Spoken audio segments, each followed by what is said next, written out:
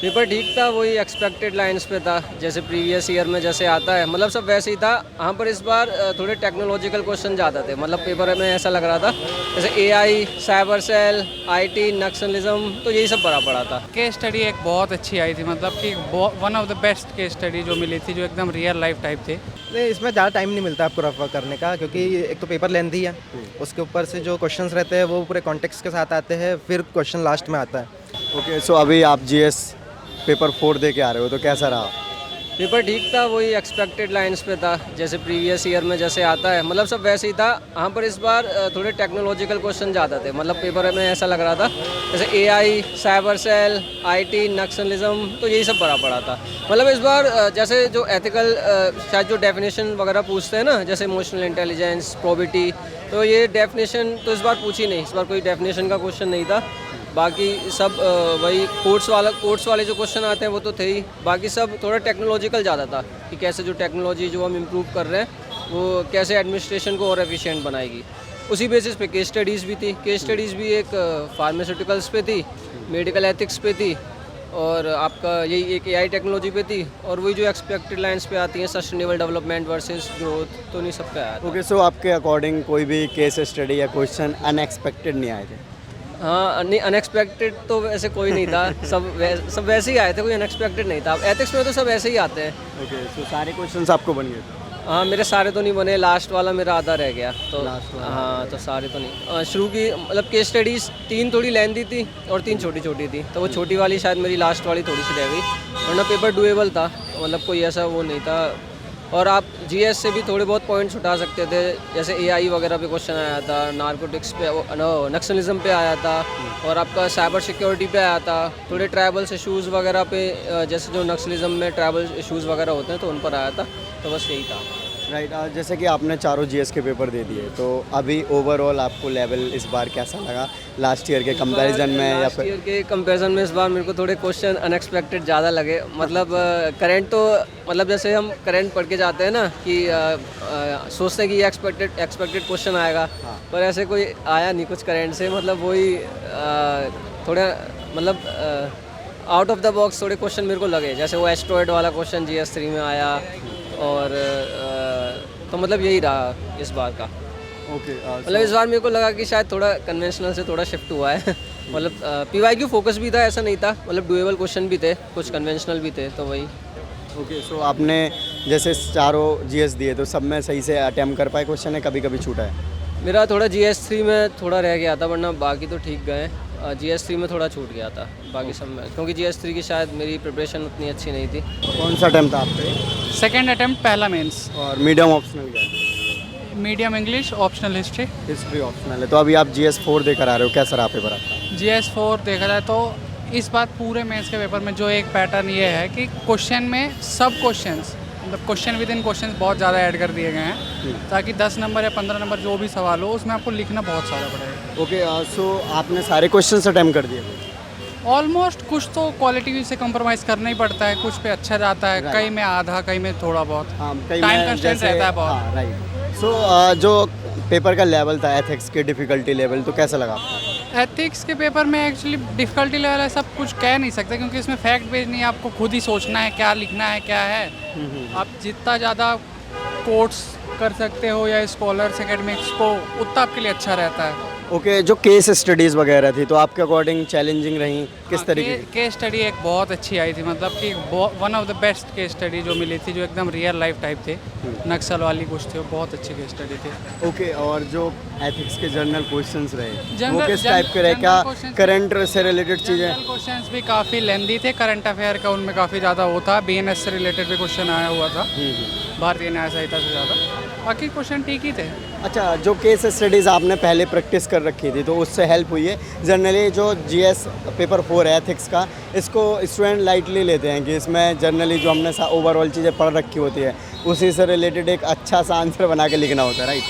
वो तो बात सही है, लेकिन आपकी रैंक भी यही पेपर डिसाइड करते हैं, क्योंकि बाकी के पेपर में आपकी जनरल मार्किंग हो रही है, इसमें आपको अपनी थोड़ा कुछ अलग टच देना ज़रूरी है, तभी आपकी मार्किंग ठीक ठाक होगी, नहीं इसमें नंबर बहुत ही कम ही रह जाते हैं ऐसे। राइट, तो आपने और बाकी केस स्टडी देखा जाए तो हेल्प तो होती है, अगर आप प्रैक्टिस कर रहे हो, टेस्ट सीरीज या ऐसा भी कुछ, तो हेल्प तो होती है। ओके, सो आपने टॉपर्स कॉपी वगैरह की हेल्प ली क्या, स्पेशली अगर हम GS4 की बात करें तो? GS4 नहीं, सब चीज़ के लिए आदमी रेफ़र तो करता ही है कि आखिर एक आइडियल आंसर या आइडियल वे क्या हो सकती है कोई क्वेश्चन को अप्रोच करने के लिए, लिखने के लिए। राइट। सो जैसे कि आपने बताया अभी कि हाँ टॉपर्स कॉपी को रेफ़र करते हैं, तो उनसे आंसर जैसे जो फॉर्मेटिंग दी होती है टॉपर्स ने ऑलरेडी लिखा होता है, तो सेम टू सेम फॉलो करने का ट्राई करते हैं, फिर जो एग्ज़ाम हॉल में आया उसके अकॉर्डिंग चेंज हो जाती है? अब सेम टू द वर्ड तो आप फॉलो नहीं कर सकते हैं, बस मेन जो कई लर्निंग अपन आप ले सकते हैं टॉपर कॉपी से कि जो क्वेश्चन की डिमांड है उसको एड्रेस करो, भटको नहीं टॉपिक से, ताकि आप और लिमिटेड टाइम में भी आपको लिखना है। ये नहीं कि आपको कोई क्वेश्चन ज़्यादा अच्छा आ रहा है तो आप उसको ज़्यादा लिख दो।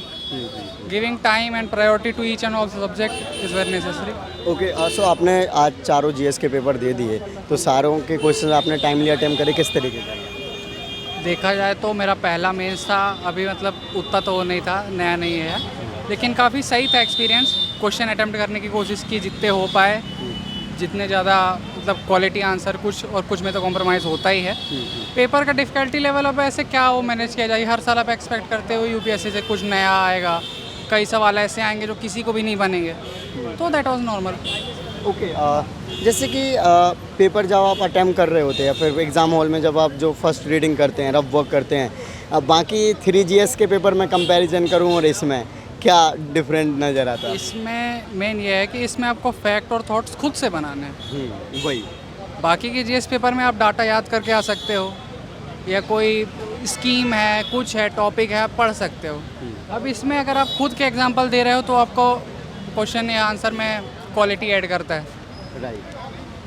ओके, जब आप आंसर लिख रहे होते हो तो माइंड में होता है ना कि टाइम लिमिट चल रहा होता है, उस टाइम लिमिट को कैसे डिसाइड करने का ट्राई करते हैं? टाइम लिमिट क्योंकि तो खैर बार-बार सबसे बड़ा timing खेल, पे, उसके मैं अलावा- यही अभी मेरा पहला मेंस था, उससे ये एक्सपीरियंस सबसे बढ़िया मिला है कि टाइम लिमिट तो की है भाई। अगर आपकी प्रैक्टिस नहीं है तो सेकंड पेपर मैंने कल भी दिया, कल भी दूसरे पेपर में थोड़ा सा ज़्यादा कॉम्प्रोमाइजिंग थी, मतलब कि थोड़ा आदमी ज़्यादा थका रहता है, कई क्वेश्चन छूटते भी हैं, उनको बस नाम मात्र के लिए पूरा करते हैं, और आज भी वही हुआ।